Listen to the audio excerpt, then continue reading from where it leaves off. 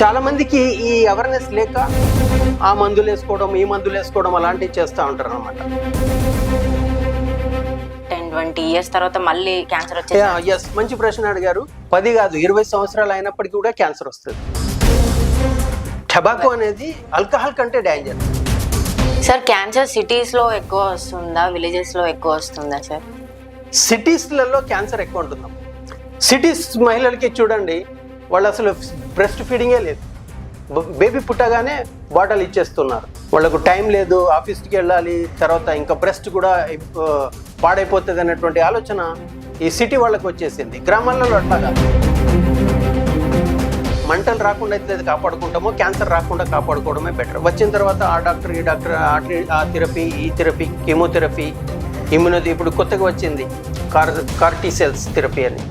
So ఇలాంటి థెరపీలన్నీ కూడా ఏం పని చేయవు. మీకు మీరే డాక్టర్లు, ఎవరు ఏం చేయరండి. హాయ్, హలో, నమస్తే, వెల్కమ్ టు అవర్ ఛానల్. ఈరోజు మనతో పాటు ఉన్నారు senior nutritionist, chiropractor and world record holder doctor Shahid Baig గారు ఉన్నారు. సో డాక్టర్ గారు మరి 10 సంవత్సరాల నుండి 5,000 మందికి పైగా చికిత్స చేశారు. అండ్ అంతేకాకుండా 2,000 మంది విద్యార్థులకు పైగా శిక్షణ కూడా అందజేశారు.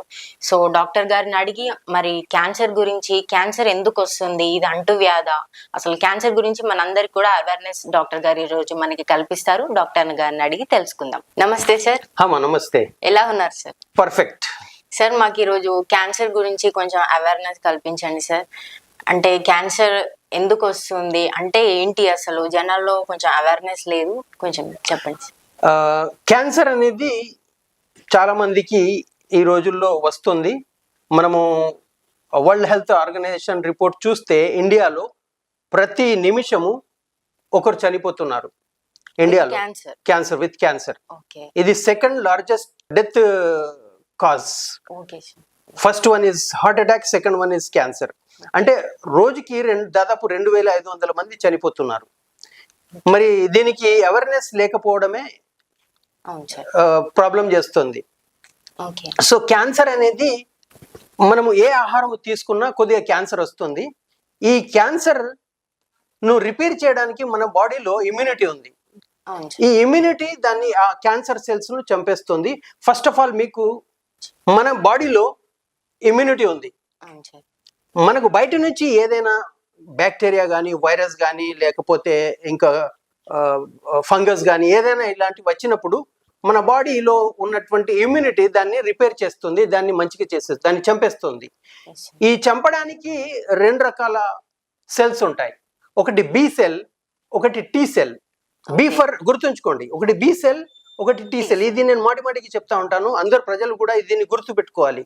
ఒకటి బి సెల్, ఒకటి T cell. B for bacteria. Bacteria లోపలికి పోతే బి సెల్ దాన్ని చంపేస్తుంది, బి సెల్ దాన్ని క్యూర్ చేస్తుంది. టీ సెల్ అంటే ట్యూమర్ ని చంపేస్తుంది, ట్యూమర్ ను మంచిగా చేస్తుంది. సో చాలా మందికి ఈ అవేర్నెస్ లేక ఆ మందులు వేసుకోవడం ఈ మందులు వేసుకోవడం అలాంటివి చేస్తూ ఉంటారు అనమాట. సో బి సెల్స్ ను మనము బూస్ట్ చేస్తే బయట నుంచి వచ్చిన బ్యాక్టీరియాను, వైరస్ ను చంపేస్తుంది. టీ సెల్స్ ను బూస్ట్ చేస్తే ట్యూమర్ ను చంపేస్తుంది. ట్యూమర్ 2 రకాలుగా ఉంటుంది. ఒకటేమో మామూలు ట్యూమర్, మీకు అప్పుడప్పుడు చూసే ఉంటారు, కొంతమందికి ఇక్కడ కంతులు రావడము, ఇక్కడ గడ్డలు రావడం అలా జరుగుతూ ఉంటుంది. అది మీరు సర్జన్ దగ్గరికి వెళ్ళినప్పుడు సర్జన్ దాన్ని సర్జరీ చేసి తీసేస్తారు. అది నార్మల్ ట్యూమర్. అది ఆపరేషన్ చేసి తీసివేయకపోయినా ఏమీ కాదు. కాకపోతే క్యాన్సర్ ట్యూమర్ ఏదైతే ఉందో దాంట్లో ఉన్నటువంటి సెల్స్ ఒక చోటి నుంచి ఇంకో చోటికి మైగ్రేట్ అవుతాయి. ఫర్ ఎగ్జాంపుల్ ఇక్కడ క్యాన్సర్ ఉందనుకోండి, ఈ క్యాన్సర్ ఇక్కడ నుంచి బయలుదేరి మైగ్రేట్ అయ్యి అది లివర్ కి పోవచ్చు, అది లంగ్స్ కి పోవచ్చు, అది కిడ్నీకి పోవచ్చు. ఎక్కడ పడితే అక్కడ కిడ్నీ ఆర్గాన్స్ కి ట్రాన్స్ఫర్ అయ్యి మైగ్రేట్ అయ్యి అక్కడ ఉన్నటువంటి ఆర్గాన్ ని డ్యామేజ్ చేస్తుంది. ఫర్ ఎగ్జాంపుల్ ఇక్కడ ఉన్నటువంటి క్యాన్సర్ అది మైగ్రేట్ అయ్యి లంగ్స్కి వెళ్ళింది అనుకోండి, లంగ్స్కి వెళ్ళినప్పుడు మనకు శ్వాస తీసుకోవడంలో ఇబ్బంది అవుతుంది. అందుకోసమే లంగ్ క్యాన్సర్ వచ్చిన వాళ్ళు తొందరగా చచ్చిపోతారు. శ్వాస ఆక్సిజన్ మన బాడీ లోపలికి పోకపోతే, తక్కువ పోతా ఉంటే తొందరగా బాడీ డ్యామేజ్ అయిపోయి చచ్చిపోతారు. సో ప్రజలు ఈ బి సెల్ గురించి, టీ సెల్ గురించి తెలుసుకోవాలి. టీ సెల్ ను బూస్ట్ చేయడానికి యాంటీ ఆక్సిడెంట్ ఫుడ్స్ ఉంటాయి. ఈ యాంటీ ఆక్సిడెంట్ ఫుడ్స్ ఏంటి, ఏ క్యాన్సర్ కు ఎలాంటి తీసుకోవాలనేది మాకు డైట్ ప్లాన్ లో మేము చెప్తా ఉంటాం అన్నమాట. ఇది క్యాన్సర్ యొక్క చిన్న introduction. Sir as a nutritionist, మీరు as a senior nutritionist diet plans ఇస్తూ ఉంటారు కదా, క్యాన్సర్ పేషెంట్స్ కి ఎలాంటి డైట్ అడ్వైస్ ఇస్తారు చెప్పండి. క్యాన్సర్ కి ఇప్పుడు దీనికి ప్రత్యేకించి డైట్ అంటూ ఏముండదు. ఎందుకంటే బ్యాక్టీరియాను చంపడానికి మనము బి సెల్ ను బూస్ట్ చేస్తాం. అవును సార్. ఎందుకంటే ఇది బయట నుంచి వచ్చింది. బి సెల్ ఎవరైతే ఏదైతే బయట నుంచి వచ్చిందో బి సెల్ దాన్ని అటాక్ చేసి చంపేస్తుంది. క్యాన్సర్ సెల్స్ అనేది మన బాడీలోనే తయారవుతుంది, బయట నుంచి వచ్చింది కాదు. ఇది కంటీజియస్ కాదు. నాకు క్యాన్సర్ ఉంటే మీకు తగులుతుంది, ఇట్లా ఇది కంటీజియస్ కాదు. కాబట్టి దీనికి ప్రత్యేకించి డైట్ అనేది ఏమి ఉండదు, అన్ని తినొచ్చు. కాకపోతే ఎవరికైతే డయాబెటీస్ ఉన్నదో, షుగర్ వ్యాధి ఉందో, వాళ్ళు కొన్ని జాగ్రత్తలు పాటించాలి.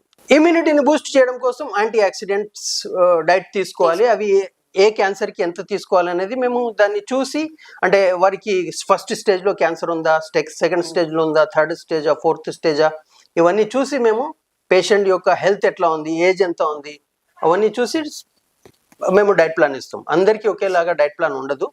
కాకపోతే అందరూ కూడా ఎక్కువ శాతంగా రా వెజిటబుల్ సలాడ్, ఫ్రూట్ సలాడ్, అందరూ, మీరు నేను అందరూ కూడా ఇవి తింటా ఉంటే మనకు జబ్బులు రాకుండా ఉంటది. ఓకే సార్, ఇది క్యాన్సర్ ఓన్లీ పొగాకు సేవించడం వల్లనే వస్తుందా, లేకపోతే ఇంకా వేరే ఏదైనా కారణాలు ఉన్నాయి? Yes, tobacco in any form, whether it is beedi, gutka, ఏదైనా, మీరు పాన్, జర్దా ఏదైనా తీసుకోండి, ఇది మన టీ సెల్స్ ను డ్యామేజ్ చేస్తుంది. ఓకే. ఎప్పుడైతే టీ సెల్ డ్యామేజ్ అయిపోయిందో మన బాడీలో ట్యూమర్ తయారవుతుంది. ట్యూమర్ తయారు కాగానే ఈ టీ సెల్స్ అటాక్ చేయాలి కదా, పొగాకు తీసుకోవడం వల్ల ఇది డ్యామేజ్ అయిపోతుంది. సో పొగాకు ప్రధాన కారణం. 80% ప్రజలు పొగాకు ద్వారానే క్యాన్సర్ వస్తుంది 80% ప్రజలకి. మిగతాది 20% అనేది జెనెటిక్ కూడా రావచ్చు, జెనెటిక్ కూడా వస్తుంది. ఒక 5 నుంచి 10% క్యాన్సర్స్ వాళ్ళ తల్లికో తండ్రికో ఉంటే కూడా వస్తుంది. తల్లి తండ్రి ఇద్దరికి కూడా క్యాన్సర్ ఉంటే పిల్లలకు 100% వస్తుంది. సో ఇది జెనెటిక్ కూడా కొన్ని సార్లు మేము చూసినాము, కొన్ని రిపోర్ట్స్ చెప్తున్నాయి. Okay sir. అంటే ఫర్ సపోజ్ ఇప్పుడు టొబాకో చాలా ఇయర్స్ నుండి తీసుకొని మానేసిన తర్వాత ఆఫ్టర్ 10-20 ఇయర్స్ తర్వాత మళ్ళీ క్యాన్సర్ వచ్చేది? ఎస్, మంచి ప్రశ్న అడిగారు. చాలా మంది, నేను పొగాకు అప్పుడు వాడేవాడిని, నేను టొబాకో స్మోకింగ్ చేసేవాడిని, గుట్కా తినేవాడిని, 10 సంవత్సరాలు అయిందండి. 10 కాదు 20 సంవత్సరాలు అయినప్పటికీ కూడా క్యాన్సర్ వస్తుంది. ఇది ప్రూవెన్ సైన్స్.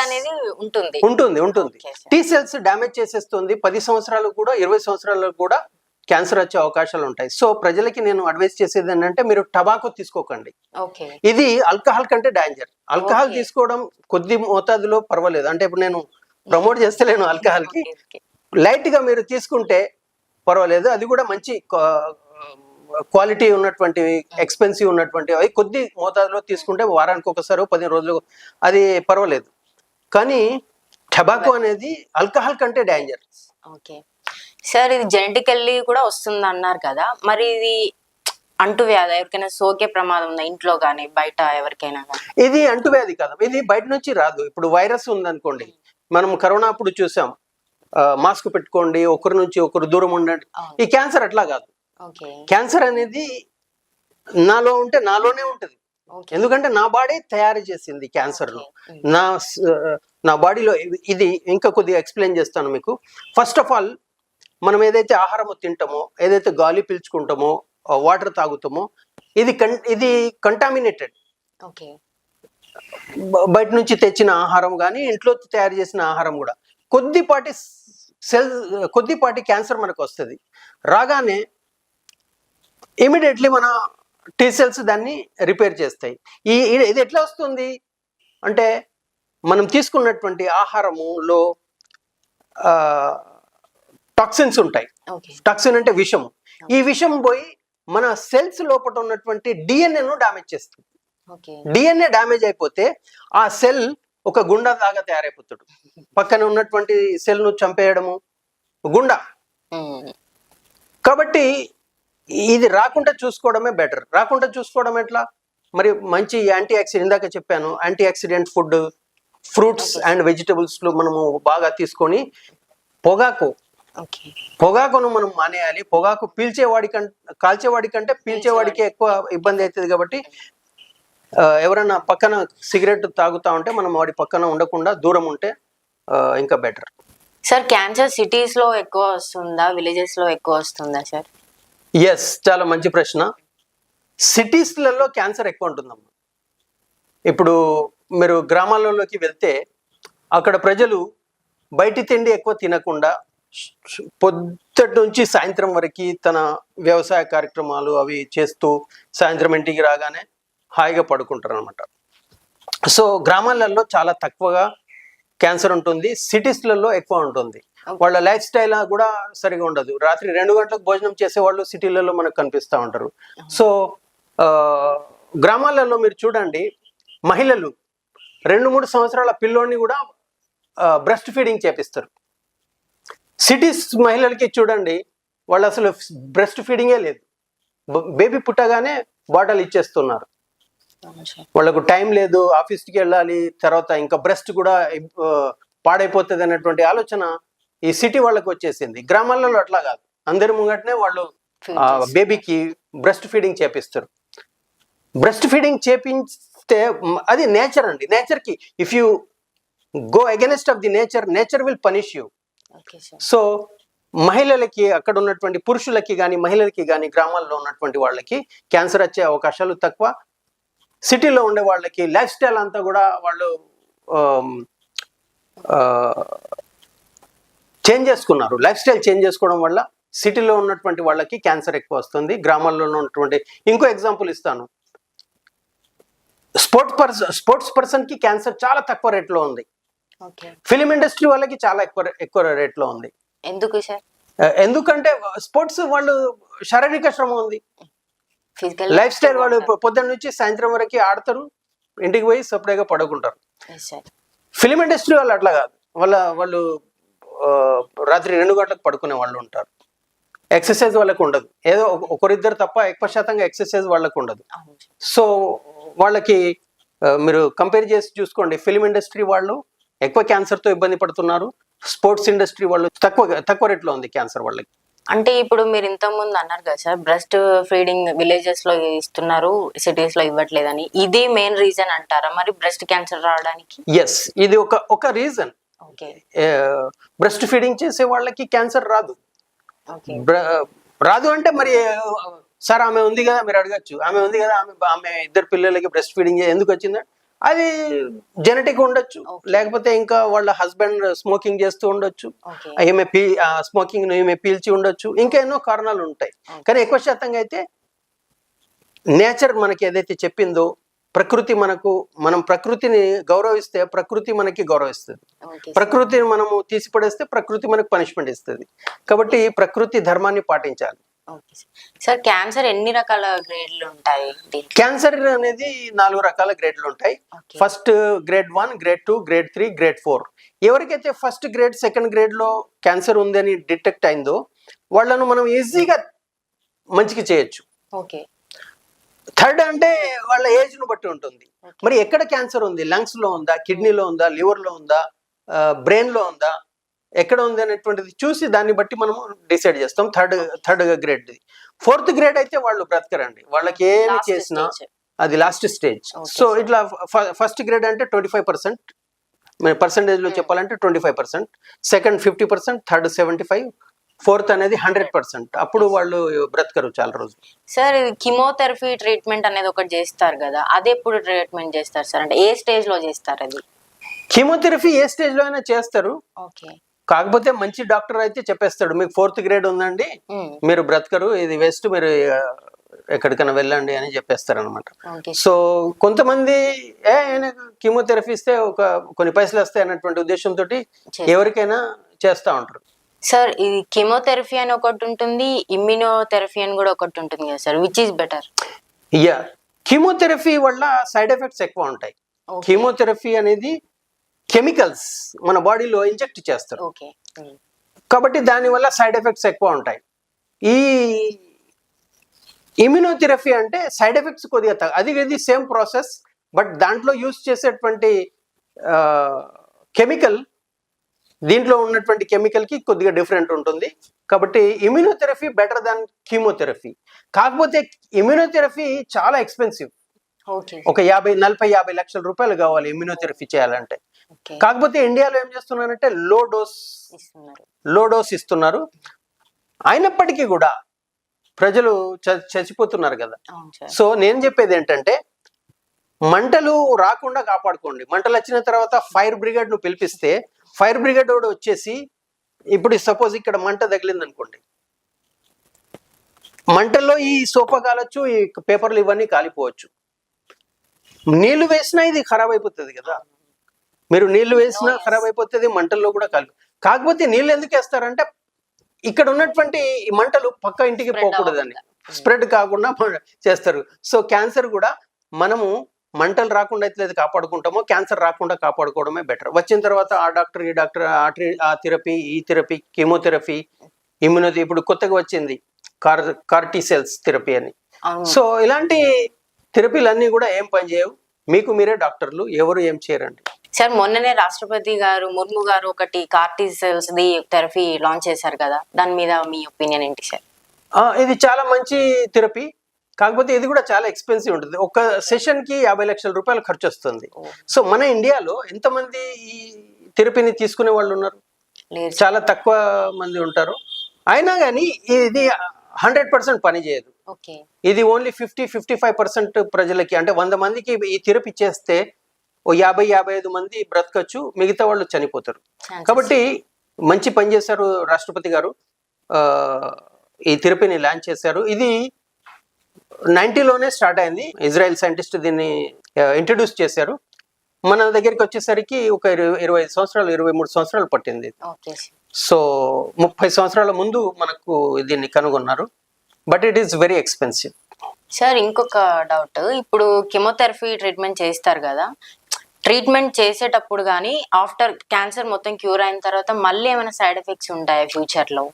ఎస్, కీమోథెరపీ తీసుకున్నా, ఇమ్యూనోథెరపీ తీసుకున్నా, లేకపోతే కొత్తగా వచ్చినటువంటి ఈ కార్టీ సెల్ థెరపీ తీసుకున్నా, మీరు మళ్ళీ నేచర్ వైపు రావాల్సిందే. మీ డైట్ను చేంజ్ చేయాలి, మీ లైఫ్ స్టైల్ను చేంజ్ చేయాలి, ఎక్సర్సైజ్ చేయాలి, లేకపోతే మళ్ళీ వస్తుంది.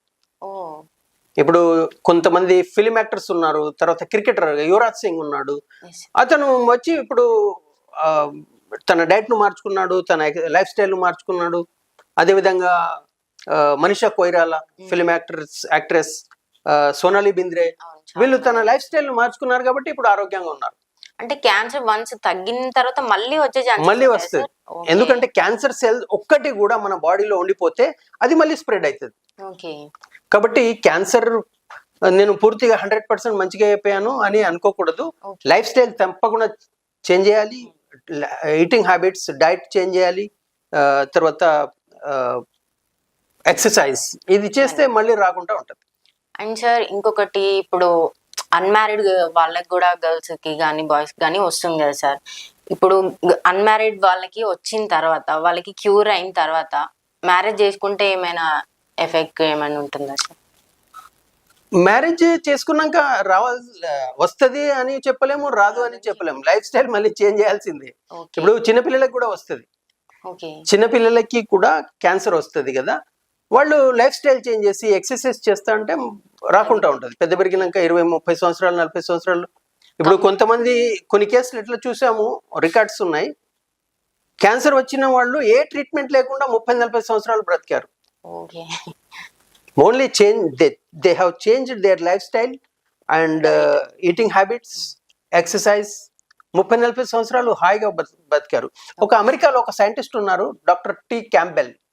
ఆయన అమెరికన్ క్యాన్సర్ ఇన్స్టిట్యూట్ లో చీఫ్ సైంటిస్ట్. ఆయనకి ఎవరు అడిగారు, సార్ మీకు కానీ మీ ఇంట్లో ఎవరికైనా, మీ కుటుంబంలో ఎవరికైనా క్యాన్సర్ వస్తే మీరేం చేస్తారు అని. అప్పుడు ఆయన ఒక ఆన్సర్ ఇచ్చారు. ఆ ఆన్సర్ మీరు చూడండి, అది చాలా మంచి ఆన్సర్. ఆయన ఏమన్నారంటే, నాకు కానీ నా కుటుంబంలో ఎవరికైనా క్యాన్సర్ వస్తే మేము మందులు అవన్నీ ఏమి వాడము, మేము లైఫ్ స్టైల్ చేంజ్ చేస్తాం, పండ్లు తింటాము, కూరగాయలు తింటాము పచ్చి, తర్వాత ఎక్సర్సైజ్ చేస్తాం, తర్వాత ప్రకృతి మీద వదిలేస్తాం, ప్రకృతి ఏది చేస్తే అదే అని ఆయన చెప్పారనమాట. సో మీరు చిన్నప్పుడు వచ్చినా మీ లైఫ్ స్టైల్ చేంజ్ చేయకపోతే, మీ ఈటింగ్ హ్యాబిట్ చేంజ్ చేయకపోతే మళ్ళీ వస్తుంది. సార్ ఈ జనరేషన్ లో యంగ్ వాళ్ళు కూడా చాలా మంది గుట్కాలు తింటున్నారు, సిగరెట్లు తాగుతున్నారు కదా సార్, వాళ్ళకి మీరు ఇచ్చే సలహా ఏంటి? నేను ఇందాక చెప్పాను, టబాకో ఇన్ ఎనీ ఫామ్, అది బీడీ కావచ్చు, గుట్కా కావచ్చు, సిగరెట్ కావచ్చు, ఇంకా జర్దా కావచ్చు, ఏదైనా కావచ్చు, అది ఏం చేస్తుంది, టీ సెల్స్, నేను ఇందాక చెప్పాను కదా, టీ సెల్ అంటే ట్యూమర్ను చంపేది, ట్యూమర్ను క్లీన్ చేసేది T cell. T for tumour, B for bacteria. So ఈ యువత ఎవరైతే ఉన్నారో వాళ్ళు దీన్ని మానేయాలి. ఎందుకంటే ఒకసారి ఇది థ్రోట్ క్యాన్సర్ కానీ, ఇట్లా టంగ్ క్యాన్సర్ కానీ వస్తే చాలా ఇబ్బందులు అవుతాయి. నోరు ఇప్పి వాళ్ళు ఏం తినే పరిస్థితిలో ఉండరు. మీరు ఎన్నో కేసులు చూసే ఉంటారు, టీవీలలో కూడా చూసే ఉంటారు.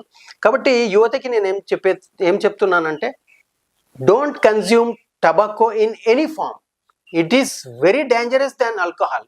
అంటే ఆల్కహాల్ మంచిదని ఆల్కహాల్ రోజు తాగకండి, అది కూడా మంచిది కాదు. కానీ ఇప్పుడు తేలుకు పాముకు కంపేర్ చేస్తే పాము మోర్ డేంజర్, తేలు అంత డేంజర్ కాదు. కాబట్టి మీరు తేలు దగ్గర ఏలు పెట్టకండి. మరి సార్, ఇప్పుడు ఆయుర్వేదంలో కానీ హోమియోపతిలో కానీ ట్రీట్మెంట్ ఉంది, చేస్తామని కూడా అంటున్నారు కదా సార్, మీ సలహా ఏంటి సార్?